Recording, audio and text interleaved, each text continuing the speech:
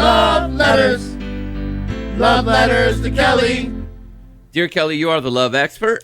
I am. I am 14 years old, and I'm currently going through parent issues. I recently found out that my parents are getting divorced, and I'm doing my best to cope with it. I tend to cry, mostly at night when I'm in the car alone with a parent.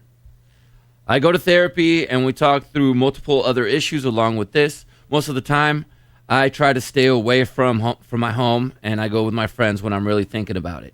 My friends make me laugh, and they do their best to try to make me not think about my parents divorcing.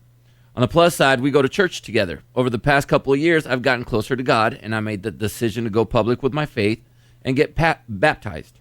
In my situation, my parents still love each other, but there were just some issues that they could not work through, and this is why they had to do what they're doing. Thankfully, because of this situation isn't as harsh as my parents possibly hating each other, we're going to try and stay in the same household for as long as possible, but we will just have our own boundaries that we have set for ourselves. Do you think I could get any other advice as to how to cope or be able to love myself through this, through this tough situation? Kat.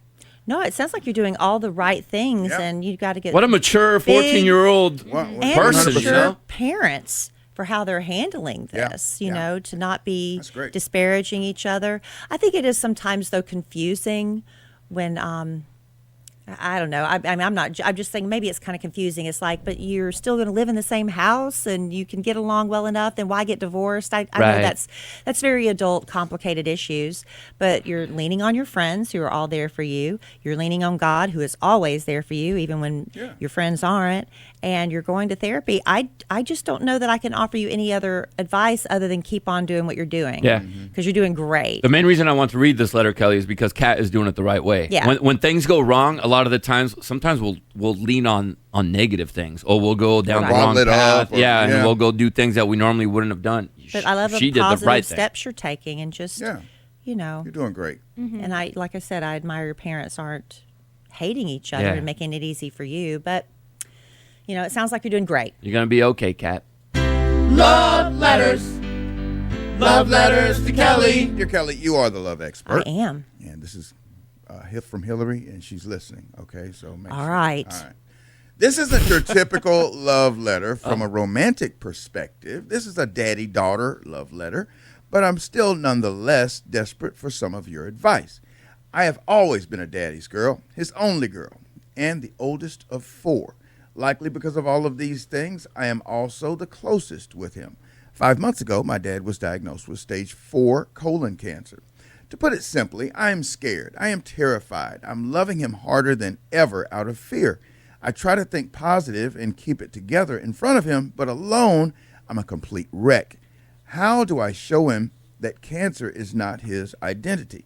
How do I love without the fear of losing him being at the forefront of my mind every single second? I'm grieving the loss of the healthy dad I once had and would appreciate any advice or tips you have for a devastated daughter. Hillary. I mean, I've never been in this situation. I mean, I think with the normal order of things, if things do play out as they're supposed to, that we outlive our parents. Right. And you know, there is a chance. Could he beat it? I hope so. I hope so. Certainly hope so. Yeah, I'm not certain but, about you know, you just do everything that brings you both joy. You know, concentrate on the joyful times. It's like, you know, don't let your dad fall into depression, and don't you sink down there with him. You find, like, Dad, you know, I started doing Mondays with Mama, not because my mother's sick or anything, but because my guilt is like, my mother is right there, and I have got to prioritize that relationship because I don't want to regret I should have spent more time with my mother, you know. That's why they moved here to be closer to you. Right. So you need to just prioritize. Maybe pick a day. This is the advice I give you if you are able. One day a week, it's like, this is me and my dad's time. We're going to do whatever he wants. Now, with me and my mama, sometimes it's returning something she got at Walmart, and sometimes but that's okay. But that's just it's just stuff we just do together, and it doesn't have to be big magnanimous things. It's just we're just spending time together. So if your dad, you know, just like, Dad, what do you need to do today? He might just want to clean out his closet. That very first Monday with Mama, we cleaned out her attic. That was the very first one. I'm like, sure.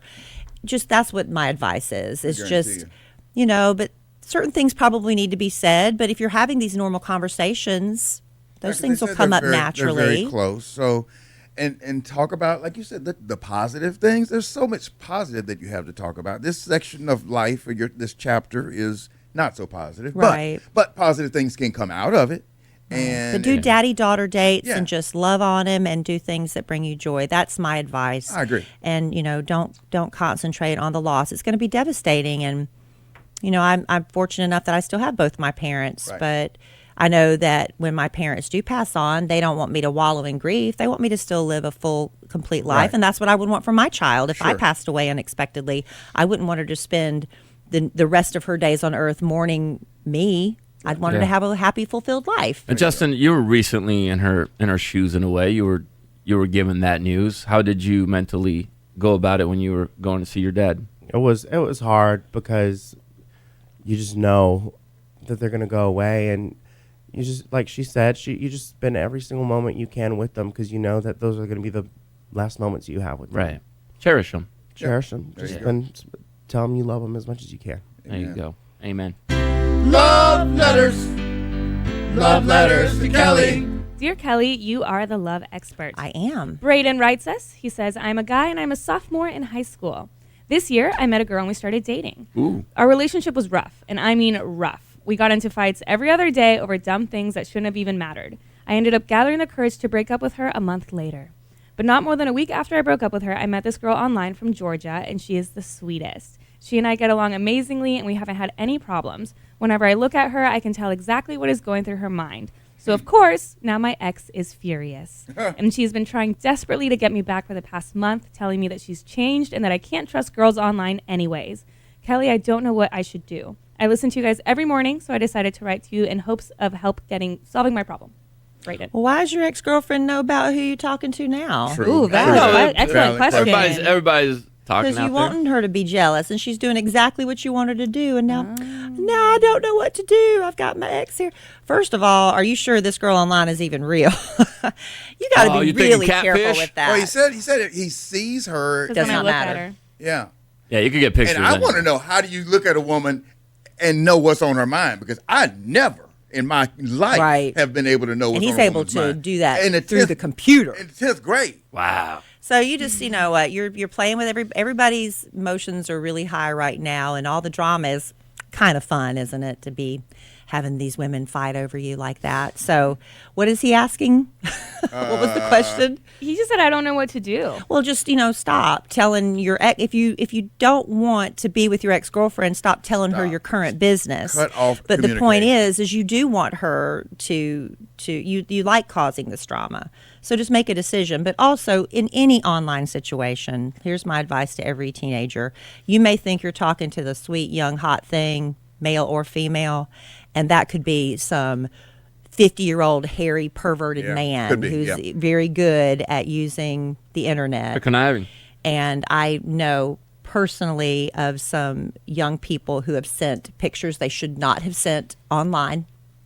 And it could be very, and then that turns into blackmail situations and dangerous situations. Yeah. So just be very, very careful.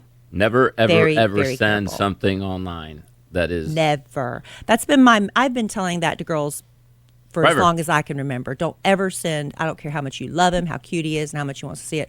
Don't send naked pictures, because that same boy that loves you so good is going to get so mad at you Yeah.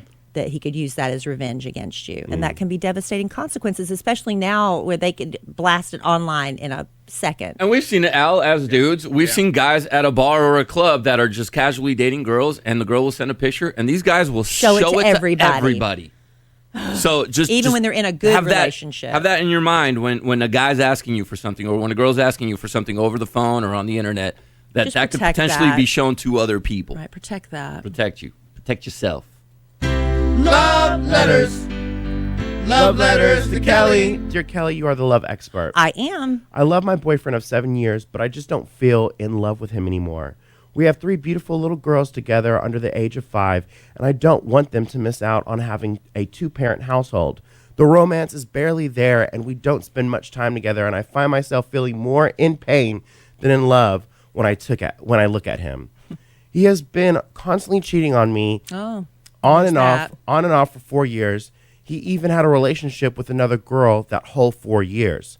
I still have love for him, and part of me wants to work it out, but another part of me wants to throw in the towel. He has been there for me through a lot of hard times in my life and has supported me while I went to school. He swears he doesn't know what's wrong with him and that he wants to get help, and he would die if I left. We have talked about him seeing a therapist or even couples counseling, but he's very lazy when it comes to getting things done. I feel like he's the one who's been destroying our relationship, so he should at least put effort into making an appointment to see a therapist. But we've been talking about a therapist for a year. I am tired of taking care of him and feel like he doesn't take care of me at all. Kellie, please help me decide if I should stay or keep fighting or if it's time to leave. What are you fighting for? What are you fighting for? He's flat out lazy, cheating on you, and you built this. He supports you. He's cheating on you.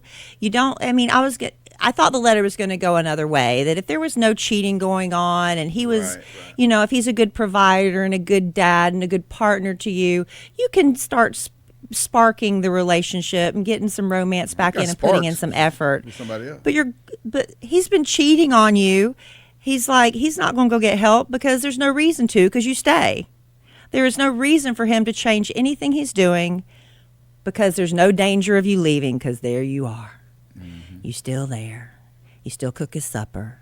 You still do his laundry. You still take care of his children. He still got his girlfriend on the side. And you put up with it. So what am I supposed to tell her to do? Work on this relationship, girl. You keep working. No. What are you fighting for? That's what she asked me. Should you keep fighting for this relationship? No. Doesn't even sound like you're fighting for it. It just sounds like you're just there. You're both just there. You're putting up with it. And you're just living in it. Personally, I would not choose that kind of life for myself. If he wasn't a cheater, I'd have a different answer for you. I'd tell you to put in the work. Start dating your husband again. He's a lazy cheater.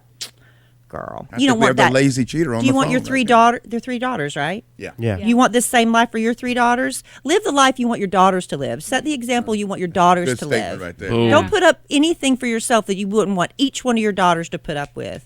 That's it. We're giving them the blueprint as parents, right? You We give them are the blueprint. teaching our daughters how they should be treated in relationships.